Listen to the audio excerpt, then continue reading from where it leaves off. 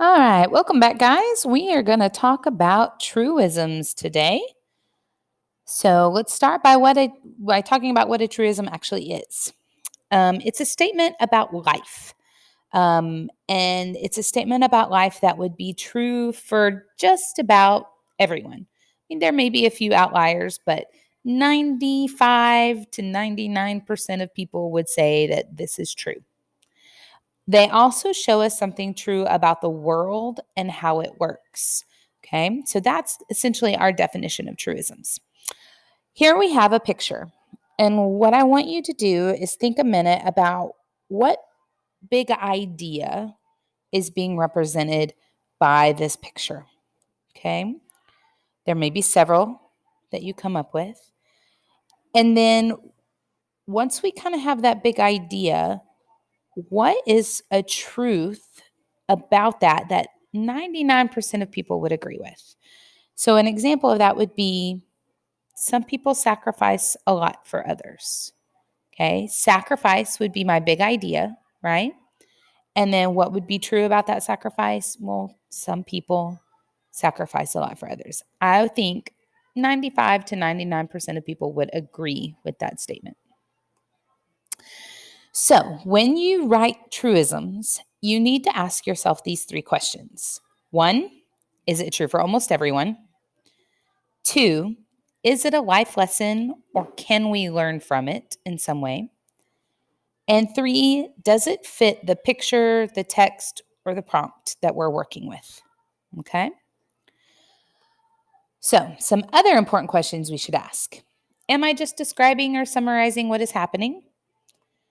Am I telling people what to do? Because if I'm doing either of those things, I am not writing a truism. I'm simply giving advice or bossing people around or summarizing what I see. Okay. And I need to go deeper. So there are different levels, essentially. What I was just talking about, the summarizing and the kind of giving advice piece, goes against the rules of a truism, and therefore it doesn't really count. I would call this a level one truism. You've attempted, but you've missed the mark. You've missed the mark completely. An example of this would be that you should be a true friend. First, you're telling me what to do. And as a reader, I'm already going to go, no, I won't. I don't want to.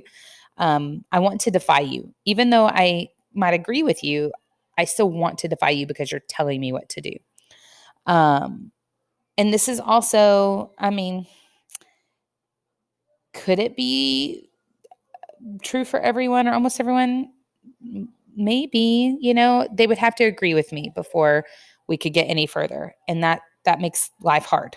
Okay. So a truism should not look like that. Most kids can get to level 2, but level 2 truisms are what we call cliches. That means they're sayings that people hear all the time. They're expected. They're not surprising to readers at all. They're too common. An example of this would be friendship is important in life. We could agree that probably 100% of people agree with this, right? So it fits that part of a truism. What it doesn't really fit is that uniqueness. We've got to kind of think outside the box. If we're using a saying that we've heard over and over and over again, it's probably a level 2, and we're missing the mark just a little bit. What we want are level 3 truisms. These are thought provoking, they surprise us. I think of these as clickbait truisms. And if you're not sure what I mean by clickbait, that's essentially those things that pop up on Instagram and Facebook and TikTok, that like you see the headline or you see the title and you're like, oh, I've got to watch that, or I've got to figure that out, or what are they talking about? They make us click on them because we want to know more. That's what we want from a truism. An example of that might be sometimes the person who isn't there is the most important. Okay.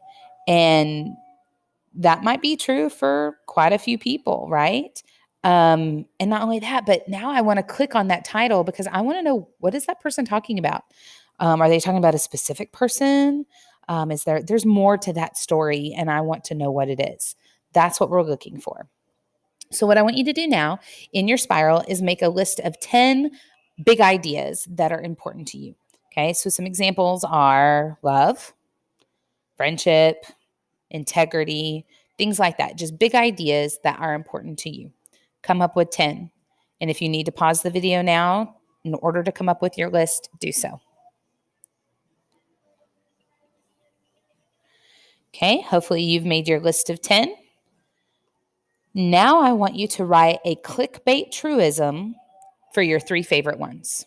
Okay, so pick 3 out of your 10 and write some interesting, catchy, something that we know is true about that, but you don't hear all the time. It's unique to you.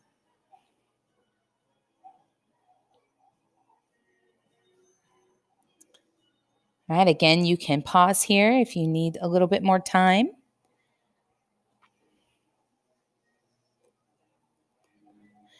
Okay, some of you may be struggling.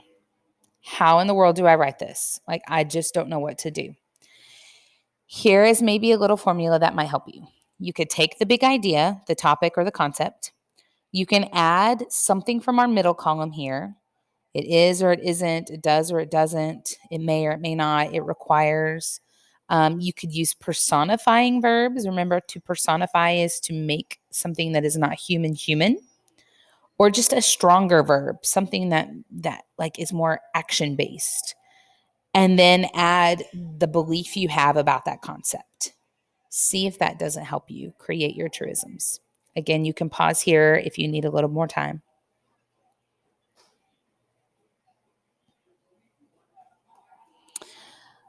All right, so sometimes it's not necessarily the big idea that we have to begin with. Sometimes we're given a prompt or a text or a picture or something that we're going to have to generate those big ideas from.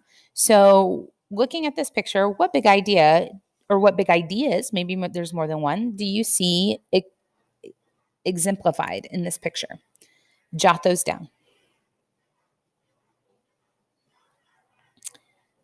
Now that you have a couple of ideas for your big picture, what would be a truism that you could come up for this picture? What about this picture? Again, you can always pause if you need a little more time. Our next picture.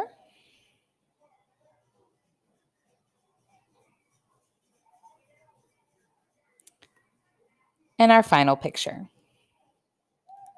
If you're struggling in any way, shape, or form to develop these truisms, please email me or come hang out with me in the Google Meets, and I will help you walk through this process and hopefully make it a little bit clearer. I hope you have a good day.